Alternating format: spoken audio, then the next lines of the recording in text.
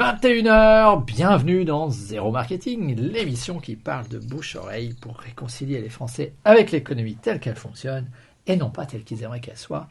Et avec des découpages en carton, je suis Cyril Hurstel et j'émets tous les jeudis soirs à 21h. C'est le 119e épisode. La semaine prochaine, nous aurons un invité, j'espère, et après on basculera vers la saison estivale dont je n'ai encore aucune idée. Mais ce soir, nous allons parler justement de traversée du désert. Alors, traversée du désert, pourquoi ? Parce que lorsqu'on entreprend, si j'ai dit qu'il s'agit de réconcilier les Français avec l'économie telle qu'elle fonctionne, c'est tu ne peux pas changer le monde. Avec, et non pas telle qu'ils aimeraient qu'elle soit, c'est de se dire, change ta situation. Ça veut dire que je parle très souvent de gagner d'argent. Très souvent, je parle de revenus complémentaires.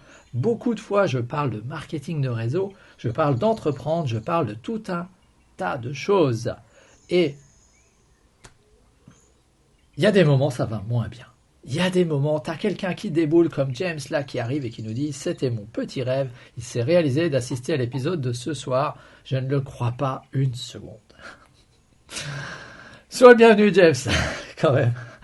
C'est super. Vous êtes les bienvenus. Vous êtes toujours les bienvenus en direct. Ça donne de l'énergie. Et puis, le mercredi suivant, vous retrouvez l'enregistrement sur la chaîne YouTube Zéro Marketing, bien évidemment. Ce soir, j'avais envie de parler donc de traversée du désert. Parce que lorsque tu démarres, il se passe des choses. Alors, on va voir traversée du désert. Qu'est-ce qu'on entend par là ? Je ne sais pas si vous êtes un jour allé dans le désert. Moi, ça a été mon cas. Mais quand tu es dans le désert, depuis trop longtemps, disait la chanson, tu finis par entendre des voix. C'est tellement calme si tu es seul que ça te met face à toi-même et c'est pas forcément évident. Alors, bien évidemment, c'est pas de ça dont il s'agit ce soir, puisque ce qui nous intéresse dans cette chaîne, c'est que quand tu démarres un projet, on va dire que voilà, c'est toi, l'histoire, le héros, c'est toi. Tu as l'enthousiasme du débutant. Ça marche du tonnerre de Dieu au début. Tu as la patate, tu te dis, tout se passe bien dans mon projet. C'est par exemple, tu partages quelque chose, tu lances un business, tu trouves ton premier client. Quand tu es consultant ou que tu lui vends de la prestation, tu trouves ton premier client, tu es absorbé à fond à délivrer le service à ce client, tu rentres du chiffre d'affaires, tout va bien. Beaucoup de gens oublient d'ailleurs à ce moment-là d'assurer les lendemains.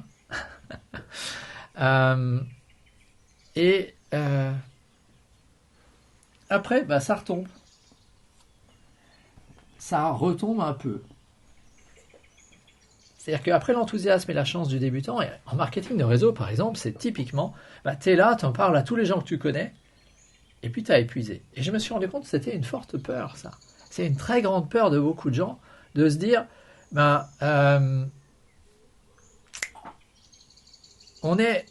qu'est-ce que je vais faire quand j'aurai épuisé tous les gens à qui je vais parler, que je connais ? Oui, c'est un peu ça. C'est-à-dire que si tu ne développes pas les compétences pour aller trouver de nouveaux clients, ça va retomber comme ça. Et la traversée du désert à proprement parler, c'est cette longue période-là où ça ne marche pas très bien, où finalement, c'est plus aussi amusant qu'au début, et tu n'as pas encore les résultats que tu espères. Et il faut continuer. Et ça, c'est pénible. Alors, James me dit, c'est pas facile car on commence à y croire et puis on rentre dans le désert. Oui, c'est un peu ça. C'est-à-dire que tu sais ce qu'était le succès du début, des fois il revient un peu et tu retombes. Et c'est normal. Je veux dire, c'est important de le savoir. C'est juste important de savoir ça. C'est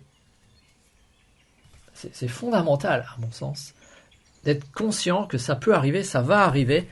Et cette traversée du désert, c'est le tombeau de beaucoup de rêves des gens. Parce qu'ils n'ont pas la force morale pour se dire, quoi qu'il arrive, je continue. C'est pas différent d'une chaîne YouTube. Je veux dire, au début, tu démarres, ouais, super, j'ai lancé ma chaîne YouTube, j'y arrive, tu as franchi des peurs éventuelles de te mettre face à une caméra, de partager un truc, de te rendre compte que tout le monde s'en fout et il n'y a pas toute la planète qui débarque chez toi parce que tu as publié quelque chose. Et puis après, tu te rends compte que ça ne marche pas. Ça peut arriver. Et tu perds l'envie du début. Voilà, donc c'est ça notre traversée du désert. Et qu'est-ce qui fait que tu vas arriver à surmonter? C'est juste une question de croyance. Tu crois que tu peux y arriver. Tu crois que ça va marcher. On est vraiment dans la croyance. Et comme je parle souvent de marketing de réseau, je me suis forcément posé cette question. Pourquoi est-ce qu'il y a autant de sociétés de marketing de réseau qui sont basées à Salt Lake City, l'État américain qui est dans l'Ouest, siège de l'Église des Saints du dernier jour de je ne sais plus quoi, qu'on appelle communément les Mormons. C'est quelque chose d'assez intéressant. Pourquoi finalement c'est quand même beaucoup lié à des notions de système de croyance. Alors je ne vais pas poser le mot système ici, parce que le tableau n'est pas extensif, mais c'est ça finalement. Il y a des systèmes de croyance qui conviennent mieux à des gens pour traverser ce genre de désert. Et vous le savez, je veux dire, si vous êtes de culture judéo-chrétienne, vous connaissez cette histoire de Moïse, 40 jours dans le désert, etc. 40 jours ou 40 ans, je ne sais plus. Oh là, la boulette. En fait, on va dire, cette histoire, je crois que c'était 40 ans, de se balader dans le désert, d'y rencontrer Dieu, les tables de la loi, etc. C'est un moyen d'éprouver, finalement, la croyance des gens. Dans le contexte de l'époque, 40 ans, ils ne devaient pas très bien mesurer, surtout que dans un désert. Ça aussi, c'est un vrai problème qui est lié au commentaire que nous dit James, c'est que dans le désert, finalement, à part les cycles lunaires, tu n'as aucun autre repère. Il n'y a pas de saison. Les déserts sont très souvent dans des endroits où finalement, à part le cycle de la Lune, c'est assez difficile de mesurer le temps qui passe. Donc quelqu'un qui errerait dans le désert, je pense que une durée suffisante ressemble vite à 40 ans. Et alors, si le désert s'arrête un jour à force de marcher, autant abandonner tout de suite. Oui, on ne sait pas très bien où on est. Et c'est un peu lié aussi, ça c'est un truc que je dis souvent quand je suis en train de conseiller des gens. Christophe Colomb, il savait d'où il est parti, mais il ne savait pas où il allait. Et finalement, il n'a jamais su où il était arrivé, puisqu'on n'est pas sûr qu'il ait vraiment compris qu'il n'était pas arrivé en Inde, vu qu'il n'y était jamais allé. Par contre, il savait d'où il partait, mais il avait cette croyance que, en partant de ce sens-là, il arriverait en Inde. Heureusement qu'il s'est gouré et qu'il en avait la croyance, parce que s'il n'y avait pas eu l'Amérique, justement, le chemin était beaucoup plus long que ce que leurs ressources auraient permis de faire. Par chance, il y avait ce continent au milieu. Pas de bol pour lui, c'était pas ce qu'il cherchait. À la limite, on s'en fout. Lui aussi, je pense. Et donc, le contexte fait que, à l'époque, cette croyance lui a permis d'avancer. Et on est vraiment là-dedans. Et est-ce que tu crois que tu vas y arriver? C'est un acte de foi quelque part. Et moi, ça m'a donné la confiance. C'est un vrai problème dans mon cas, qui est de me dire, finalement, est-ce que j'ai assez confiance dans mes capacités pour croire que je vais atteindre à un moment donné, dans ces projets-là, la phase 3, qui est que finalement, tu t'en sors. C'est ça qui se joue pour beaucoup de gens. C'est est-ce que je persévère et j'acquiers les compétences suffisamment longtemps pour que je vis enfin le moment où ça marche.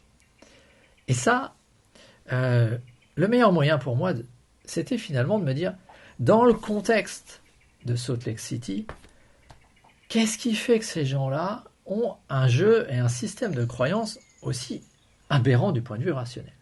Parce que si je resitue un peu, il y a les Mormons, c'est des gugus qui partent de la côte Est avec un leader qui ramène tout le monde du côté de Chicago et qui traverse les États-Unis à l'époque sur l'idée d'avoir une vision durant le voyage. Donc déjà, c'est un leader qui leur vend l'idée que on va aller vers l'Ouest pour être libre de faire ce qu'on veut, qui a une vision quand il est malade, qu'on va s'installer sur un plateau aride à 1200 mètres d'altitude, et que c'est là qu'il faut s'installer.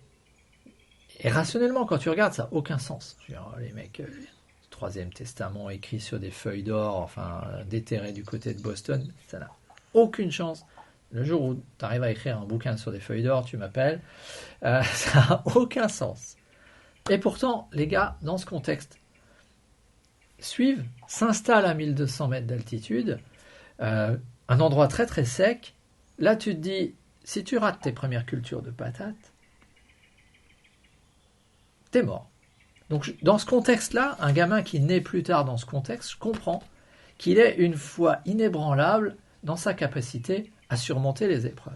Et à mon sens, c'est ça qui explique que dans cet état, on trouve aujourd'hui le siège de Nuskin, Young Living, Usana, doTERRA, Morinda, Unique, Moder, Life Vantage, Arix, Forever Green, Q-Science.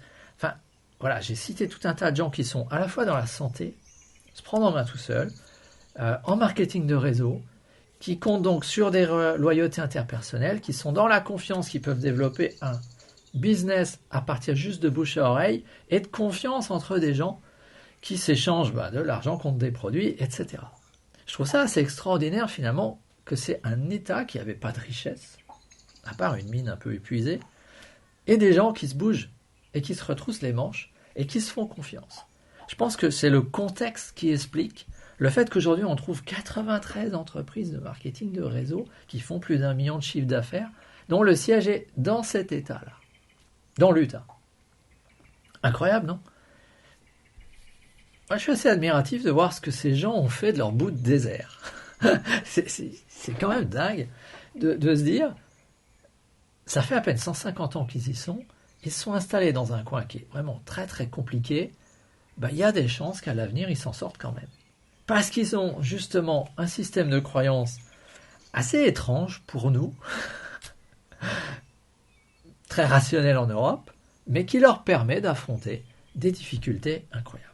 Voilà, je trouve ça génial, je pense qu'on peut s'inspirer, pas forcément croire leur truc, mais on peut s'inspirer pour se dire, dans les projets, si tu montes une start-up, si tu lances un dropshipping, si tu te lances dans l'affiliation, ça va peut-être marcher au début, puis à un moment donné, tu vas perdre la foi, et c'est là, est-ce que tu crois que tu peux y arriver? Fais-toi confiance, acquiers les compétences qui font que tu acquiers.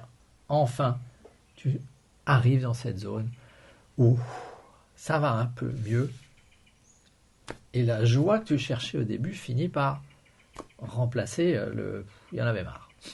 Voilà, la traversée du désert, c'était quelque chose à mon sens d'important. Semaine prochaine, j'en dis pas plus, mais j'espère que j'aurai un invité de l'autre côté du miroir, et on pourra aborder des choses très très intéressantes dans ce domaine.